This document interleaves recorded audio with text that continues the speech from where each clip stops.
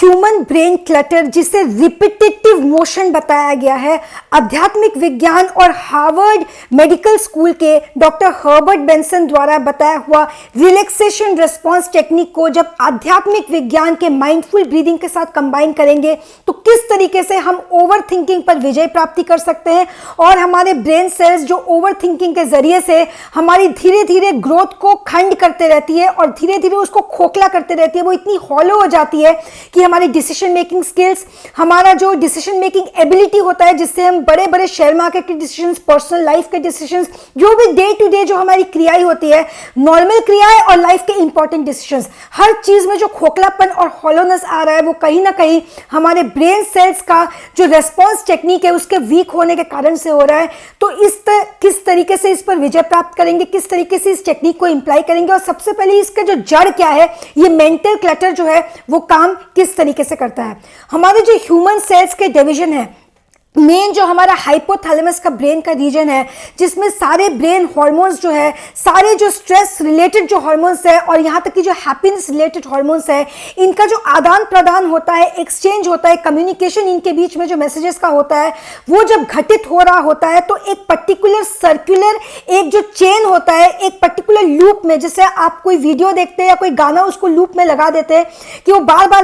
बार चलता रहेगा, तो इसी तरीके से ये जो चेन है, जो लूप है, ये एक तरीके का चक्रव्यूह बन चुका होता है, क्योंकि ये इस तरीके का मोशन चेन बन चुका होता है जहां हमारा मस्तिष्क चाह के ना चाह के उस पर धंसता चला जाता है, वो उसमें इस तरीके से फंस चुका होता है। इसके जो इमीडिएट रिएक्शंस आपको मिलेंगे, आपका नॉर्मल चिड़चिड़ापन जो होता है, बेवजह का जो इरिटेबिलिटी होती है, बेवजह का चिड़चिड़ापन, बेवजह की झुंझुलाहट, नॉर्मली जब हम नींद से उठेंगे तो एक नॉर्मल झुंझुलाहट सी होती है, ये एक नॉर्मल टेंडेंसी है। वही जब रात और दिन किसी भी टाइम में एक छोटा सा बर्तन का भी घर में गिर जाना और झुंझुलाहट का आ जाना, इरिटेशन का आना, बात पे चिढ़ जाना, छोटे से मजाक पे हमें रिएक्शन दे देना, रात को सोते वक्त उन एम्बैरेसिंग सिचुएशंस का यूज होना, जो स्पेशली उन यूसेज हो रहा है उस मेमोरी के उस कणों का जो हमारे एम्बैरेसिंग और इंसल्ट से जोड़ा गया है। हम सबके अंदर एक छोटा सा सिंड्रोम रिएक्शन सिम्टम के फॉर्म में आता है, वो जुड़ा होता है हाइपरटेंशन के साथ, और वो तभी ट्रिगर होता है जब हमारे अपमान से जुड़े कोई जो हमारी चीजें होती है वो हमारे मेमोरी में वापस आती है। जब भी वो दरवाजा खटखटाती है वो मेमोरी जो अपमान या इंसल्ट या बेइज्जती से जुड़ी हुई हो, तो वो जो हमारा ट्रिगर होता है स्ट्रेस रिस्पॉन्स का, वो सिम्टम ट्रिगर हो जाता है हर बार, चाहे वो छोटी से छोटी बड़ी बात हो या बड़ी से बड़ी बात हो। ये ट्रिगर जब होता है और जब हमारा एक मेंटल लूप शुरुआत हो जाता है, एक कचरा और कूड़ा जमा होने की शुरुआत होती है। इसी को मेंटल क्लटर कहते हैं, ब्रेन मेंटल क्लटर। क्लटर यानी कचरा, कूड़ा, डस्टबिन।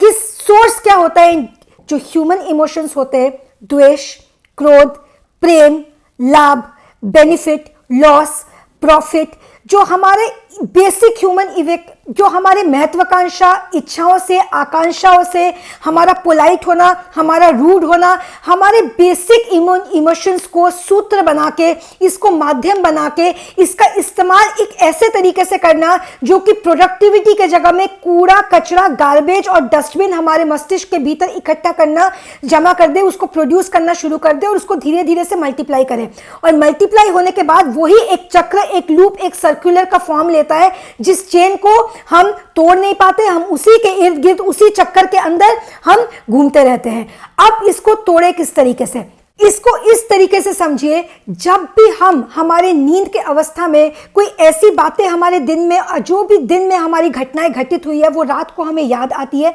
सपने के माध्यम से नहीं, नॉर्मल हम सो रहे होते हैं लेकिन दिमाग में कहीं ना कहीं वही चल रहा होता है जो हमें अलग अलग ख्याल के माध्यम से हमारे रात की नींद को वो खराब करती है, और सुबह हम एक टायर्ड बॉडी के साथ, एक टायर्ड शरीर के साथ हम उठते हैं जो कि रिलैक्स्ड बिल्कुल भी नहीं रहता है। वो जो फिजिकल स्टेट होता है वो प्रमोट करता है, एक तरीके से इंस्ट्रूमेंटल होता है हमारे चिड़चिड़ापन को और भी बढ़ाने का, और वो जो चक्कर बन चुका है, वो जो इंस्ट्रूमेंट, वो लूप बन चुका है हमारे स्ट्रेस का, वो और भी ज्यादा रिपीट मोड में चला जाता है। वापस से दिन की शुरुआत उसी रिपीट मोड के साथ होती है, जो हमारे साथ हुआ है रिपीट मोड में उसको सोचना शुरू कर देना, उस पर विचार करना शुरू करना। इस चक्रव्यूह को तोड़ने के लिए हम जिस ब्रीदिंग एक्सरसाइज टेक्निक का इस्तेमाल करने वाले हैं वो कॉम्बिनेशन है आध्यात्मिक विज्ञान और साइंटिफिक विज्ञान का। टेक्निक्स बहुत सारे हैं, इसके टेक्निक अनगिनत है। जितने ज्यादा टेक्निक्स उतने ज्यादा वर्जन्स, उतने ज्यादा डिटेल और एक से बढ़ के एक रिजल्ट। बात यह है कि आपको सूट कौन सी टेक्निक कर रही है और उसको पूरी इच्छा शक्ति और पूरी डिटर्मिनेशन से उस टेक्निक को करना है।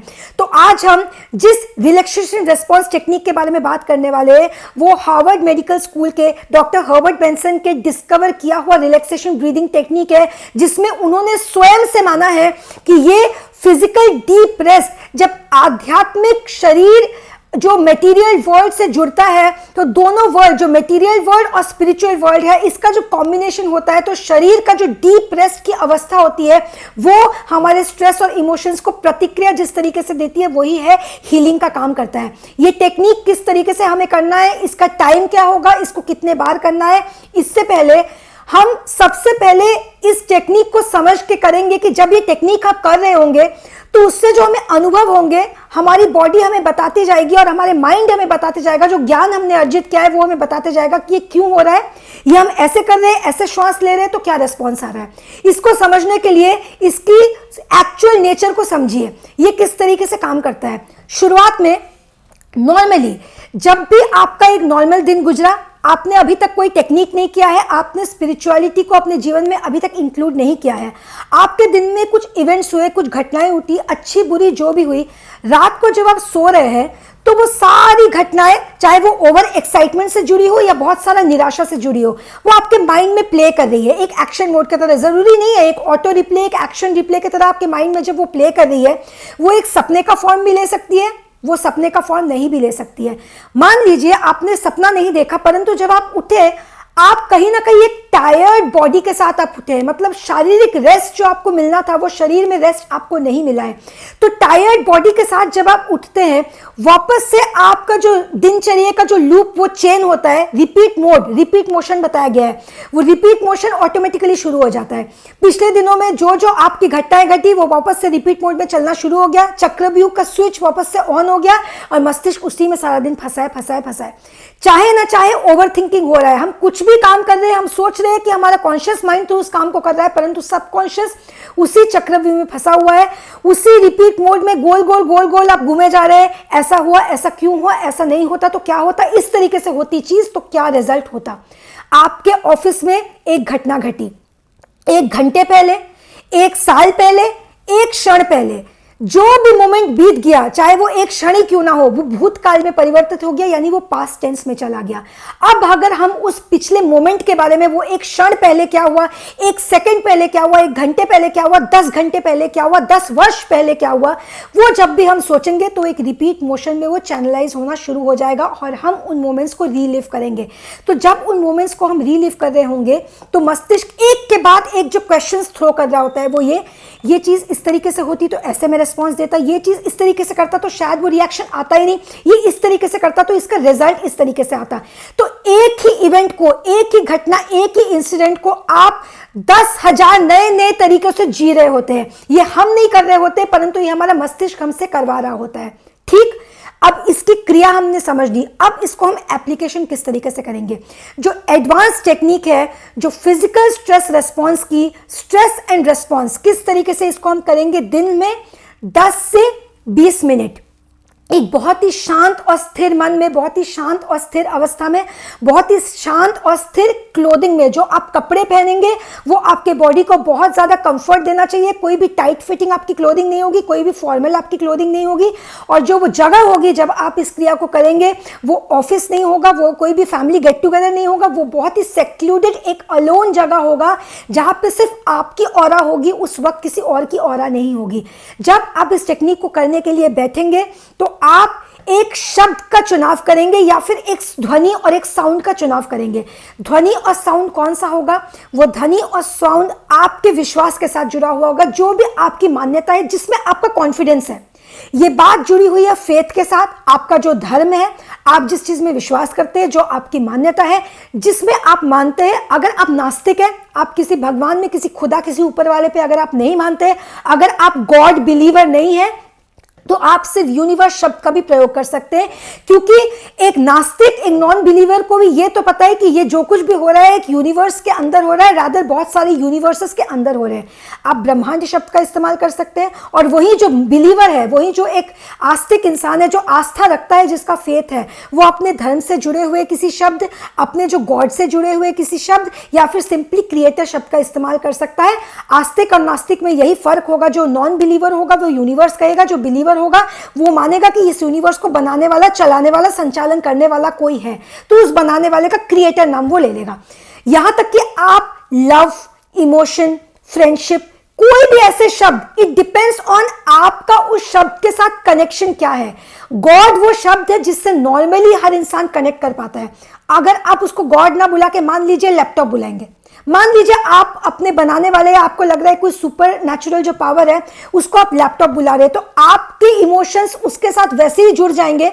जैसे गॉड के साथ जुड़े हुए हैं। शब्द से ज्यादा जो मान्यता रखती है वो मैटर करता है आपका उस शब्द के साथ कनेक्टिविटी। तो उस शब्द को, उस सिलेबल को, बीजाक्षर के साथ भी यही होता है, बीजाक्षर के माध्यम से आप ऊपर की शक्ति को इन्वोक करते हैं। इसी तरीके से आप एक पर्टिकुलर शब्द का चुनाव करेंगे या एक पर्टिकुलर साउंड का चुनाव करेंगे, ठीक है। दिन में 1 से 2 बार आपको यह क्रिया करनी है। 10 से 20 मिनट आपको जितने बार भी आप ब्रीदिंग करेंगे, आप शांत मन के साथ ब्रीदिंग करेंगे, श्वास को लेंगे, श्वास को छोड़ेंगे, डीप ब्रीदिंग होगी ये। और डीप ब्रीदिंग में एवरी टाइम जब आप इनहेल करेंगे और एक्सहेल करेंगे, तब उसी पर्टिकुलर शब्द या ध्वनि जिसको आपने चुनाव किया है उसका आप उच्चारण करेंगे। अब डॉक्टर हर्बर्ट बेंसन ने इसकी क्या डेफिनेशन दी है, जो ब्रीदिंग रेस्पॉन्स की टेक्निक उन्होंने हार्वर्ड मेडिकल स्कूल में उन्होंने जो डिस्कवर की, उसके अनुसार जो फिजिकल डीप रेस्ट का स्टेट होता है, ये फिजिकल स्टेट वो अवस्था होती है, वो शारीरिक गहन विश्राम की अवस्था होती है, जो इंसान के जो रेस्पॉन्स देने की, प्रतिक्रिया देने की, उसकी जो एबिलिटी है उसको पूरी बदल के रख देती है। यानी कि इमोशनली और फिजिकली ये दो ही तरीका है जिस तरीके से हम रिएक्ट करते हैं। कोई बुरी खबर मिली, बुरी खबर मिलने पे अब हमारा बॉडी फिजिकली और इमोशनली उसे प्रतिक्रिया कैसा देगा, ये प्रतिक्रिया देने का जो प्रोसेस होगा, ये जो एबिलिटी होगी, ये जो कैपेबिलिटी होगी, इस गुण को ये एक्सरसाइज पूरी तरीके से बदल के रख देती है। डॉक्टर बेंसन ने खुद इस बात को स्वीकार किया है कि ये जो रिलैक्सेशन ब्रीदिंग की जो टेक्निक है, ये टेक्निक जो हमारे योग गुरुओं ने, जो हमारे ऋषि मुनियों ने, जो हमारे एंसेस्टर्स ने, अलग अलग धर्म गुरुओं ने, जितने भी हमारे धर्म है, धर्म से जुड़े जितने भी जो हमारे रिलीजियस स्कॉलर्स हैं, जो हमारे स्पिरिचुअल एंसेस्टर्स हैं, सेंचुरी से वो करते आए हैं प्रेयर्स के माध्यम से और चैंटिंग के माध्यम से, यानी उच्चारण के माध्यम से और प्रेयर सेशन के माध्यम से, अपने अपने आस्था, अपने अपने बिलीफ सिस्टम के अनुसार वो जो करते आए हैं। यही आज जो इंप्लीमेंटेशन हो रहा है, ये डॉक्टर बेंसन ने स्वयं इस बात को स्वीकार किया है और अपने इस रिलैक्सेशन ब्रीदिंग टेक्निक को माइंडफुल ब्रीदिंग यानी आध्यात्मिक की जो ब्रीदिंग ऊर्जा है उसके साथ कंबाइन करके इसका भरपूर जो लाभ होगा ये अनुभव करवाया है। अपने रिसर्च में जितने भी स्टूडेंट्स हैं उन स्टूडेंट्स को इस तरीके से अनुभव हुआ है। जो स्पिरिचुअल सीकर्स है, साधक इस तरीके से इसको अनुभव कर सकता है। इसको पूरे बिलीफ, पूरे फेथ के साथ, पूरे विश्वास के साथ कीजिए। और शब्द का चुनाव जब आप करेंगे बहुत ज्यादा ध्यान में रखिएगा, शब्द का चुनाव आपके उस शब्द के रिलेशन के साथ के अनुसार होगा, ना कि ये कि उसने ये कहा उसने वो कहा। ये सिर्फ आप तय करेंगे। यहां तक कि आप अगर किसी स्पिरिचुअल कोच या किसी गुरु के निर्देशन में भी ये कर रहे होंगे, ये वो भी आपके लिए तय नहीं करेगा। इस शब्द का चुनाव सिर्फ आपका अंतर मन करेगा, आप स्वयं करेंगे। इसको कीजिए अपने जीवन में, इस क्रिया से आपको भरपूर लाभ होगा। इसमें विज्ञान ने पूरे तरीके से प्रमाण किया है। Hypertension, oxygen consumption, blood pressure, पाचन तंत्र, इंसोमिया, जो हमारे ब्रेन सेल्स जिस तरीके से फंक्शन करते हैं, इन सबको इंप्रूव करती है ये वाली टेक्निक। इसको सक्सेसफुली अगर आपको इसका रिजल्ट चाहिए तो डेली इसको 1 से 2 बार करना है। 10 से 20 minutes, basically minimum 10 minute, maximum 20 से आप 25 जा सकते हैं, लेकिन इससे ज़्यादा नहीं करना है, क्योंकि डीप ब्रीदिंग से जुड़ी हुई है। और जिन्होंने ये टेक्निक का आविष्कार किया है, केवल वो ही ये अधिकार रखते हैं कि अगर आप उनकी टेक्निक को फॉलो कर रहे हैं, अगर आप इसको कंबाइन कर भी रहे हैं किसी आध्यात्मिक क्रिया के साथ, आध्यात्मिक जो है स्पिरिचुअल एक कोर्स के साथ, तो उसके साथ आप उसका गाइडलाइन को फॉलो करें, जो गाइडलाइन उन्होंने दिया है, और वो 20-25 मिनट से ज़्यादा क्रॉस नहीं होगा एक बार में, क्योंकि आप शुरुआती अवस्था में हैं। 20 से 25 मिनट कीजिए इसको, 20 से 25 मिनट से ज़्यादा करने की आवश्यकता नहीं है। और 20 से 25 मिनट करने पे ही आप अपने अंदर अपने ब्रीदिंग के जो एबिलिटी है उसमें जो चेंजेस पाएंगे। आपकी रात की नींद पे सबसे पहले ये प्रतिक्रिया देगी, क्योंकि आपके शरीर में जो गहरे विश्राम की अवस्था होती है, वो रात की नींद जो आपकी सही तरीके से पूरी नहीं हो पाती है। नींद पूरा होने से ही मतलब नहीं है कि आप सो गए और सो के उठ गए। नींद पूरी होने से मतलब है जब आप सो रहे थे तो आपका मन भी आराम से वो डीप रेस्ट को प्राप्त था, वो गहरे विश्राम को अनुभव कर रहा था। अगर उसने वो मिस आउट कर दिया, यानी आपकी नींद पूरी नहीं हुई।